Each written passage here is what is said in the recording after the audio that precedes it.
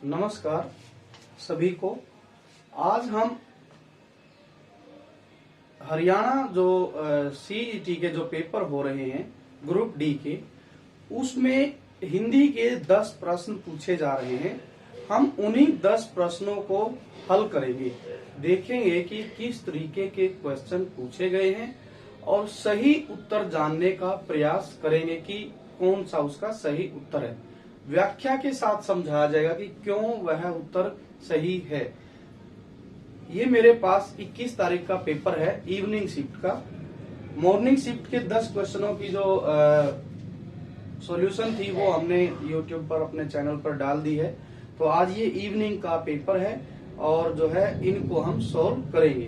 तो चलिए शुरू करते हैं। इसमें जो है पेपर में क्वेश्चन नंबर 66 से 75 66 से 75 तक जो है हिंदी के क्वेश्चन पूछे गए थे। तो हम 66 से शुरू करेंगे। चलिए शुरू करते हैं। इसमें क्या बताया गया है कि विराम चिन्ह का उपयोग विराम चिन्ह का प्रयोग हुआ है। प्रयोग पूछा गया। प्रयोग पहला है किसी समय में एक न्यायप्रिय राजा था। पहला वाक्य ये दिया गया। दूसरा क्या है, पूछे गए प्रश्नों का उत्तर दीजिए। पूछे गए प्रश्नों का उत्तर दीजिए। प्रश्नों का उत्तर दीजिए। दूसरा जो है वाक्य ये है। तीसरा जो वाक्य है वो है बारिश बंद हो गई है। बारिश बंद हो गई है। चौथा वाक्य है तुम्हें यहां किसने बुलाया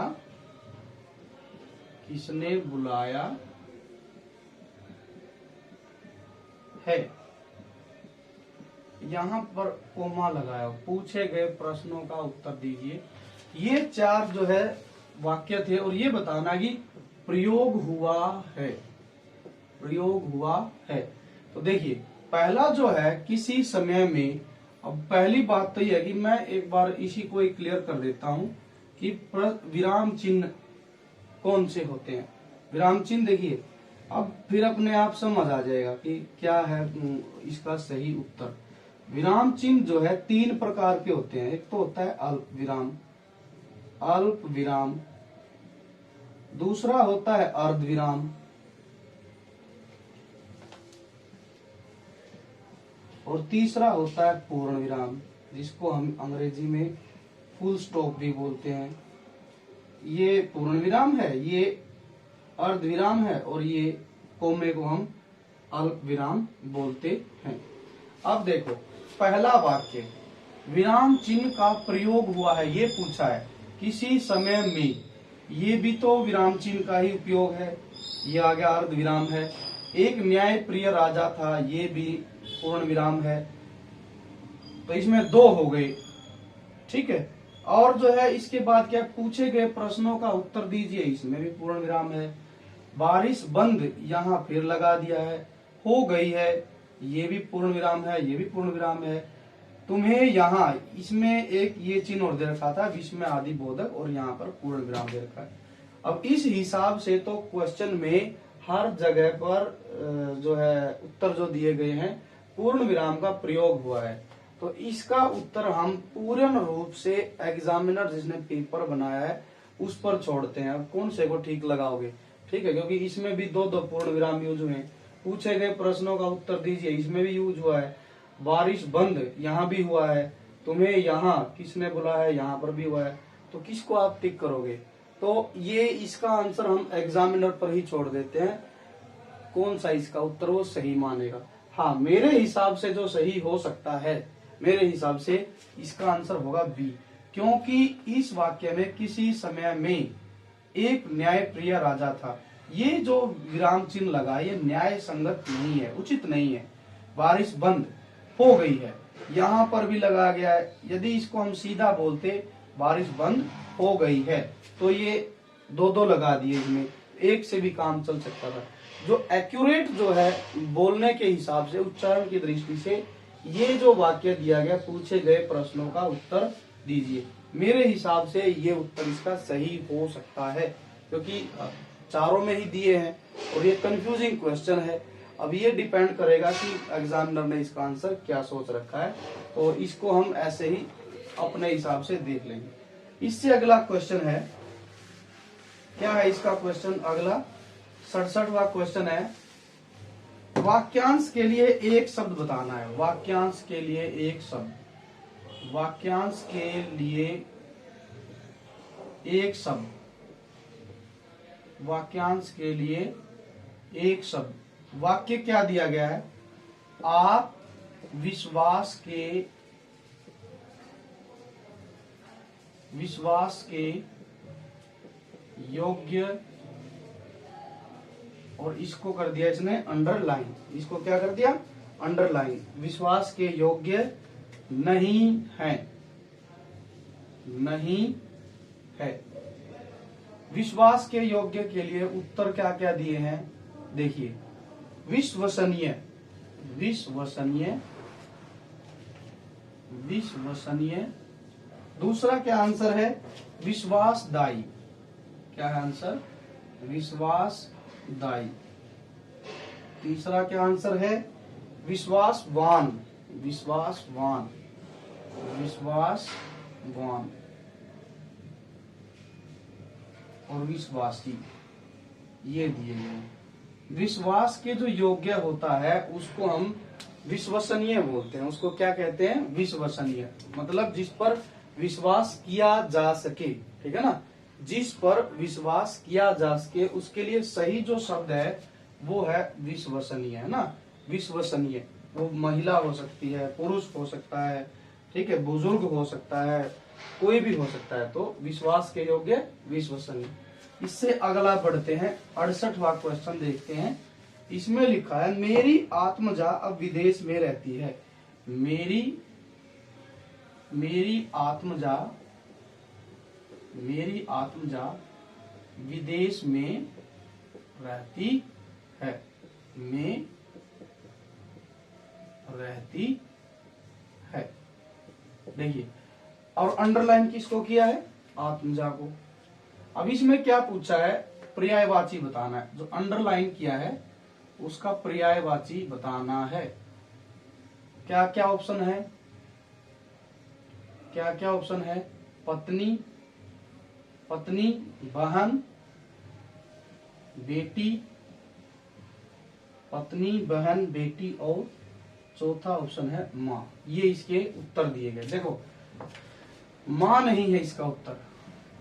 माँ को मातृ बोलते हैं और क्या नाम लेते हैं, जननी बोलते हैं, तो ये नहीं है। बहन, बहन जो बोलते हैं, बहन भी नहीं है इसका उत्तर, और पत्नी भी नहीं है।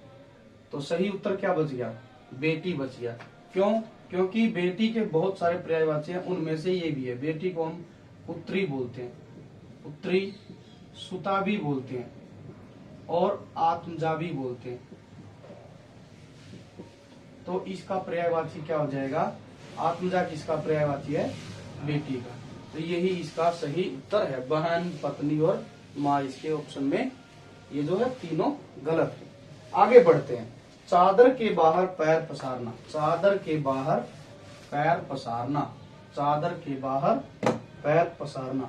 69वें क्वेश्चन पे आ गया हूं। चादर के बाहर पैर पसारना मुहावरा है ये। चादर के बाहर पैर पसारना, इस मुहावरे का अर्थ बताना है हमने। क्या है ये, मुहावरा है। चादर के बाहर पैर पसारना मुहावरा का अर्थ। देखो क्या क्या दिया गया है, थोड़े दिन का सुख, थोड़े दिन का सुख, पहला इसका आंसर दिया गया है। दूसरा है दबी हुई बात फिर से उभरना, दबी हुई बात फिर से उभरना। तीसरा है इसका आंसर कठिन परिश्रम करना, कठिन परिश्रम करना। और डी क्या है, आय से अधिक खर्च करना, आय से अधिक खर्च करना।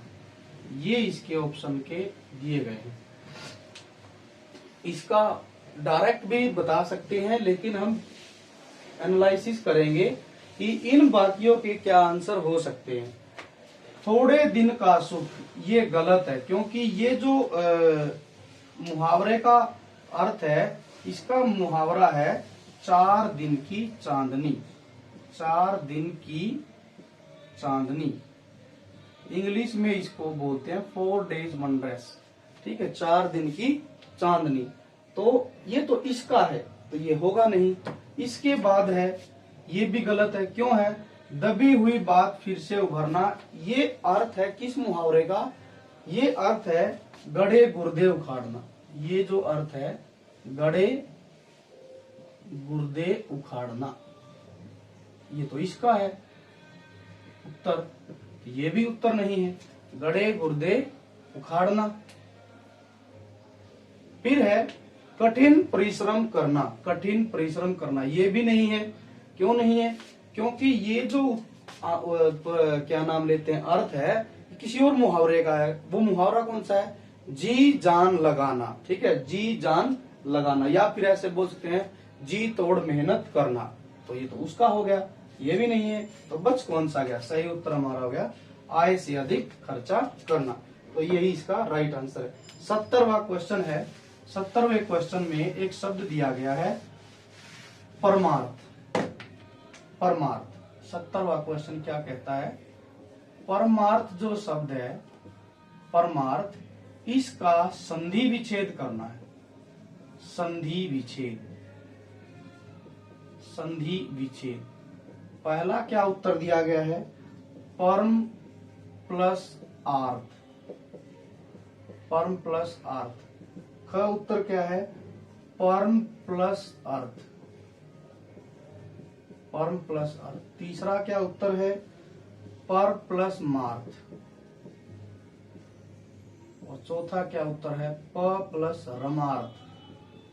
ये आंसर है। देखो इसका जो उत्तर सही उत्तर है, पहले तो मैं यही बता देता हूं, परमार्थ, परमार्थ जो है परम प्लस अर्थ, ये जो है इसका सही संधि विच्छेद है। क्यों है, क्योंकि ये दीर्घ संधि का उदाहरण है।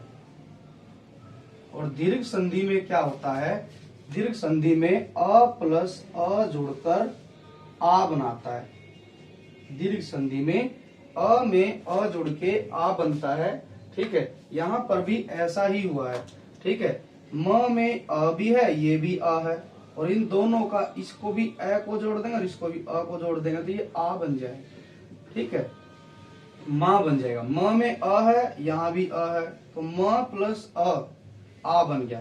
तो क्या बन जाएगा इसका सही उत्तर, कौन से में दिया गया है, परम प्लस अर्थ, यही इसका सही उत्तर है। बी वाला सही उत्तर रहेगा, परमार्थ दीर्घ संधि का उदाहरण है ये।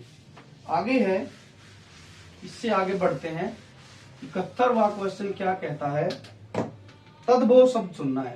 तद्भव, तद्भव शब्द का, तद्भव शब्द का चयन करो। तद्भव शब्द, तद्भव शब्द का चयन करना है। पहला क्या दिया गया है, दुर्वा, दूसरा है वक, और तीसरा है मूल्य, और चौथा है दीप, अब पहली बात तो ये है कि तद्भव शब्द होते क्या हैं? तद्भव शब्द वे शब्द होते हैं जो रूप बदलकर संस्कृत से अपना रूप बदलकर किसमें प्रयोग होते हैं? हिंदी में, हिंदी भाषा में प्रयोग होते हैं। संस्कृत के शब्द हैं लेकिन अपना रूप बदलकर किसमें प्रयोग हो रहे हैं? हिंदी में प्रयोग हो रहे हैं। अब इनमें देखते हैं कौन सा संस्कृत का शब्द है, उसको बाहर निकाल देते हैं। जो बच जाएगा वो क्या बच जाएगा? वो हो जाएगा हमारा तद्भव शब्द। देखो दुर्वा, दुर्वा जो है दूब को बोलते हैं। दुर्वा किसको बोलते हैं? दूब। जो छोटी छोटी घास होती है ना, छोटी घास खेल के मैदान में या फिर जो है अपने घर के लॉन में, पार्क में, वो जो छोटी छोटी घास होती है उसको बोलते हैं दुर्वा। संस्कृत का शब्द है। वक का मतलब होता है बगुला, वक का मतलब होता है बगुला, और दीप का मतलब होता है दीपक, दीपक या फिर दिया। इस हिसाब से ये तीनों जो है, ये तीनों तो संस्कृत के शब्द है। 1 2 3, तो बच क्या गया? ऑटोमेटिक सी बच गया। यही हमारा सही आंसर है। तो 71वां ये क्वेश्चन हल हो गया है। 72वें क्वेश्चन पर बढ़ते हैं। 72वां क्वेश्चन क्या कहता है? देखिए 72वें क्वेश्चन में लिखा है ऊंची दुकान फीका पकवान। ऊंची दुकान और फीका पकवान, फीका पकवान ये लोकोक्ति है। ऊंची दुकान फीका पकवान, इसका अर्थ बताना है। ऊंची दुकान फीका पकवान, इसका अर्थ क्या क्या दिए गए? गुण के विपरीत नाम, गुण के विपरीत नाम होना। और दूसरा है केवल बाह्य प्रदर्शन, केवल बाह्य प्रदर्शन, बाह्य प्रदर्शन। तीसरा है उच्च और साधारण की तुलना कैसी? उच्च और साधारण की तुलना कैसी? उच्च और साधारण की तुलना कैसी? और है न कारण रहेगा, न कारण रहेगा, न कारण रहेगा, न कारण रहेगा, न कार्य रहेगा, न कार्य रहेगा। अब देखो आंसर ढूंढने का प्रयास करेंगे। गुण के विपरीत नाम, गुण के विपरीत नाम होना, ये तो किसी और लोकोक्ति का अर्थ है, और वो लोकोक्ति है नाम नयन सुख, और जो है आंख का अंधा नाम नयन सुख, ये हो गया। ठीक है, गुण के विपरीत काम ये किसी और का है तो ये गलत हो जाएगा। ठीक है, गुण के विपरीत नाम होना ये ऊंची दुकान फीका पकवान का सही उत्तर नहीं है। ये किसी और लोकोक्ति का है, और वो लोकोक्ति है आंख का अंधा नाम नयन सुख। अब है न कारण रहेगा न कार्य रहेगा, ये भी गलत है। न कारण रहेगा न कार्य रहेगा, ये जो अर्थ है वो लोकोक्ति है न बजेगा बांस और न बजेगा वो, न रहेगा बांस और जो है न बजेगे, वो एक है ऐसा ही, न रहेगा बांस और न बजेगी डफली, कुछ ऐसा ही जो है इसका लोकोक्ति है कैसी। तो इसका सही आंसर क्या है? इसका सही आंसर केवल बाह्य प्रदर्शन, केवल बाह्य प्रदर्शन इसका सही उत्तर रहेगा। ऊंची दुकान फीका पकवान का उत्तर हो जाएगा बी। चलिए आगे बढ़ते हैं। ये जब ये हो गया तो ये भी नहीं होगा। ठीक है, उच्च और साधारण की तुलना कैसी? आगे चलते हैं। 73वां क्वेश्चन क्या कहता है? 73वां क्वेश्चन में लिखा है कि शुद्ध वर्तनी बतानी है। शुद्ध वर्तनी नहीं है। क्या लिखा है? शुद्ध वर्तनी मतलब गलत वाली बतानी है। कई तो इसी में ही गलत कर देते हैं, शुद्ध वर्तनी नहीं को तो पढ़ते ही नहीं। ठीक है, इसी वजह से उनका क्वेश्चन गलत हो जाता है। शुद्ध वर्तनी नहीं है, इसका मतलब है हमने अशुद्ध वाला छांट कर लिखना है। पहला, दूसरा, तीसरा, चौथा। पहला दिया है क्रमनिष्ठ। दूसरा क्या है? पृथुल। दूसरा क्या है? पृथुल। और तीसरा क्या है? प्रतिनिधि। प्रतिनिधि। और चौथा है वत्सल। वत्सल। वत्सल। देखो अब इनमें देखते हैं कौन कौन सा पहले ठीक है, वो काट दो, जो बच जाएगा गलत वाला, ठीक है, वही उसका आंसर हो जाएगा। अशुद्ध छाटना हमने। वत्सल ये बिल्कुल सही है, ठीक है। वत्सल क्या होता है? वत्सल होता है माँ और शिशु का जो प्यार होता है उसको वत्सल बोलते हैं। माँ और छोटा बच्चा जो होता है शिशु, उसका जो प्यार होता है उसको हम वत्सल बोलते हैं। प्रतिनिधि ये भी ठीक है, प्रतिनिधि ये भी ठीक है। और पृथुल, पृथुल का मतलब होता है महान, महान या फिर बड़ा, ठीक है। पृथुल का मतलब होता है महान या फिर बड़ा या फिर होता है विशाल। ये तीनों इसके अर्थ हैं पृथुल। तो ये तो तीनों सही हो गए। तो गलत कौन से वाला हो गया? गलत हो गया हमारा, क्या हो गया हमारा? ए जो है वो गलत है, क्रमनिष्ठ है। ये क्रमनिष्ठ नहीं, इसका जो सही वाला होगा ये ही गलत है, क्योंकि इसको हम इस रूप में लिखेंगे। ये जो सही वाला होता है इसका जो सही उत्तर होगा, ये वर्तनी तो होती है ये ठीक वाली, ठीक है, ठीक वाली तो ये होती है। तो यही गलत है हमारा, ठीक। कर्मनिष्ठ होता है, क्रमनिष्ठ नहीं होता है। क्रमनिष्ठ होता है कर्म में निष्ठा रखने वाला। आगे बढ़ते हैं 74वां क्वेश्चन। 74वें क्वेश्चन में क्या लिखा है? 74वें क्वेश्चन में लिखा है शब्द और उसका विलोम, विलोम, शब्द और उसका विलोम का सही जोड़ा, सही पेयर, सही पेयर, सही पेयर बताना है। पहला है अमर, अमर और मृत्य। पहला है अमर और मृत्य। दूसरा क्या है? अति और उत्तम, अति उत्तम। तीसरा क्या है? अंत, और इसका है उदय। और डी है अस्त, और इसका क्या दिया गया है? आदि। अब देखो इसमें भी वही करना है, जो आपको आता है उसको ढूंढो। अस्त का जो उल्टा होता है वो होता है उदय। उदय मतलब होता है निकलना, और अस्त होता है छिपना। तो इसका मतलब ये क्या हो गया हमारा? गलत, ये गलत है। अब ये आ गया अंत। अंत का उदय नहीं होता, अंत का जो होता है वो होता है शुरू। अंत का क्या होता है? शुरू या फिर प्रारंभ। तो ये भी गलत हो गया। अति का उत्तम नहीं होता, उत्तम नहीं होता। अति का होता है अल्प। अति का क्या होगा? अल्प। अति का क्या उत्तर होगा? अल्प। तो बच कौन सा गया? ये भी गलत हो गया, ठीक है। तीनों गलत, तो क्या बच गया? सही क्या है? ए। अमर का क्या होगा? मृत्यु। अमर का क्या होगा? मृत्यु। ये हमारा 73वां क्वेश्चन, इसका आंसर है सही ए। 74वां क्वेश्चन क्या लिखा है? 74वां क्वेश्चन था ये 74वां क्वेश्चन था। अभी लास्ट वाला क्वेश्चन है।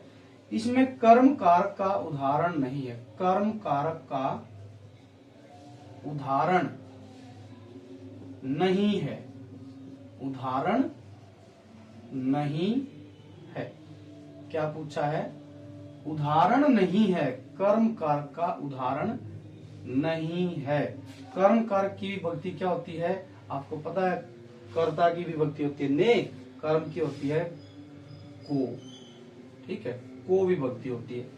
को क्या होती है? कर्म की विभक्ति। अब ये पता है तो हम ढूंढ लेंगे, एक एक करके लिखते हैं। वाक्य लिखते हैं। पहला वाक्य दिया गया है भूखे को रोटी चाहिए। भूखे को रोटी चाहिए, भूखे को रोटी चाहिए। दूसरा क्या है? सरिता ने भाषण दिया। सरिता ने भाषण दिया, ठीक है। तीसरा क्या है? सुरेश पुस्तक पढ़ता है। सुरेश पुस्तक पढ़ता है। सुरेश पुस्तक पढ़ता है, पढ़ता है, ये इसका तीसरा है। आगे है वह खेत जोतेगा, खेत जोतेगा। इसका जो सही उत्तर है वो ढूंढते हैं। अब देखो एक तो वैसे ही मिल गया हमें, क्या है एक जो दिया गया है विभक्ति के साथ दिया गया है, को विभक्ति दी गई है और वो विभक्ति दी गई है पहले वाले में। इसमें दी गई है, पहले वाले में दी गई है। तो ए तो इसका उत्तर बिल्कुल नहीं है। उदाहरण नहीं है वो बताना है, उदाहरण है वो नहीं बताना, नहीं है वाला बताना है। तो इसमें तो विभक्ति दी गई है तो ये तो है नहीं। अब इसके बाद सरिता ने भाषण दिया। अब इसमें जो आया ना ने जो विभक्ति होती है, ने जो विभक्ति होती है वो कर्ता की विभक्ति होती है, कर्ता कारक की विभक्ति, कर्ता कारक की विभक्ति होती है ने। ठीक है, हमने सुना भी होगा राम ने रावण को बाण से मारा, है ना। तो ने जो विभक्ति होती है, ने विभक्ति होती है कर्ता की। तो इस वजह से इसका उत्तर क्या हो जाएगा, बी हो जाएगा इसका उत्तर। इसका उत्तर क्या हो जाएगा, बी। सरिता ने भाषण दिया, इसमें विभक्ति यूज हुई है कर्ता कारक की। तो ये थे हमारे 10 क्वेश्चन सीईटी के 21 तारीख के सेकंड शिफ्ट के, इवनिंग शिफ्ट के ये क्वेश्चन थे जो हमने सॉल्व किए। आप अपने 10 के 10 क्वेश्चनों को मैच कर सकते हैं, आपने इनका सही उत्तर क्या चुना। और जो 22 तारीख के जो हुए हैं उनके भी जो है 10 प्रश्नों के सॉल्यूशन डाल दिए जाएंगे। ऐसे ही हिंदी चैनल के लिए आप अपने एजुकेशन फर्स्ट चैनल को सब्सक्राइब करें और नेक्स्ट वीडियो के लिए आपको जो है सब्सक्राइब करके आपको मिल जाएगी। तो मिलेंगे नई वीडियो के साथ, पेपर के साथ। तब तक के लिए धन्यवाद, बाय बाय।